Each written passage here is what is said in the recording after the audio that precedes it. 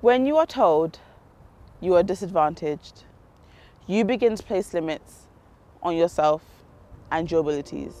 You start to think there's only so far you can go and only so much you can achieve. This was true for me. But when I was 15, my friend died suddenly. This incident marked a pivotal point in my life. From then on, my life had to mean something, and external factors were no longer going to prevent me from reaching my potential. You will never be a dentist. These are the words of a dentist I met whilst on my summer work experience in 2011. And he was almost right. When I was younger, music was my passion. I played trumpet in a local band where I met a local girl. Love is a great motivator, and I threw myself into music, writing, playing, and entering competitions. A few years later, things changed. I had to have braces. And shortly afterwards, I developed a condition called Bell's palsy, which paralysed half of my face.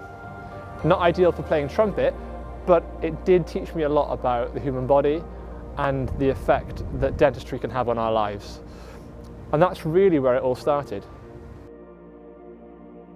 I have always felt the need to do well, particularly in my education. I'm the eldest child in my family. I've got 3 younger brothers. Neither of my parents had the opportunity to go to university, so I am the first. I decided I wanted a career in medicine. My family didn't know any medical professionals, but I was determined.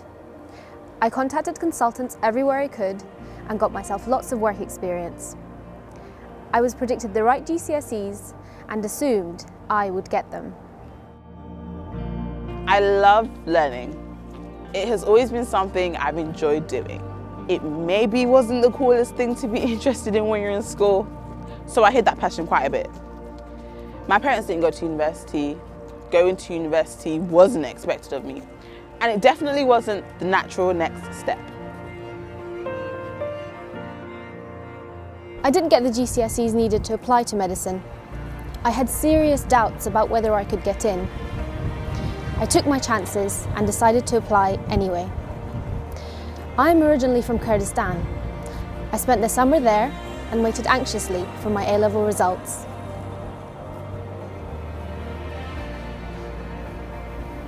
In year 12, I had a really big choice to make, music or dentistry, and I wanted to be confident that I was making the right decision.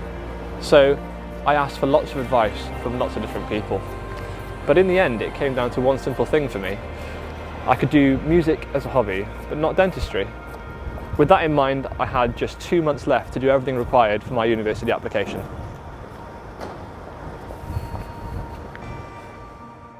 I didn't get into medical school. I was accepted at Queen Mary for biomedical sciences. I was elated and relieved. I was rejected from all 5 of my university choices. I was absolutely devastated and I had no idea what had gone wrong. It turns out my predicted grades were too low. It was something I hadn't even thought about and I hadn't checked. I ended up taking a year out. At sixth form, my teachers opened my eyes to a new academic world and new cultural experiences. I was studying at the foot of London with museums at my disposal.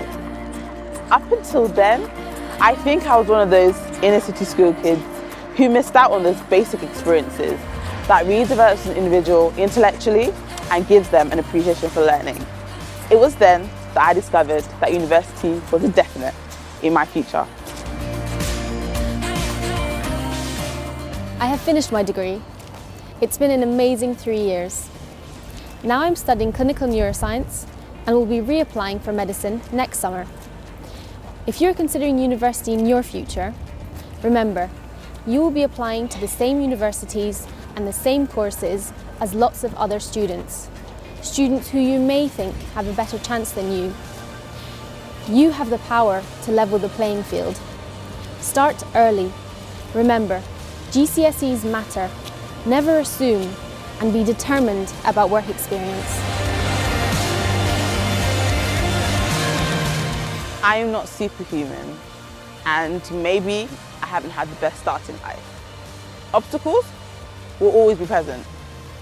But on my journey to university, if I've learned one thing, it's this. With hard work, possibilities are endless.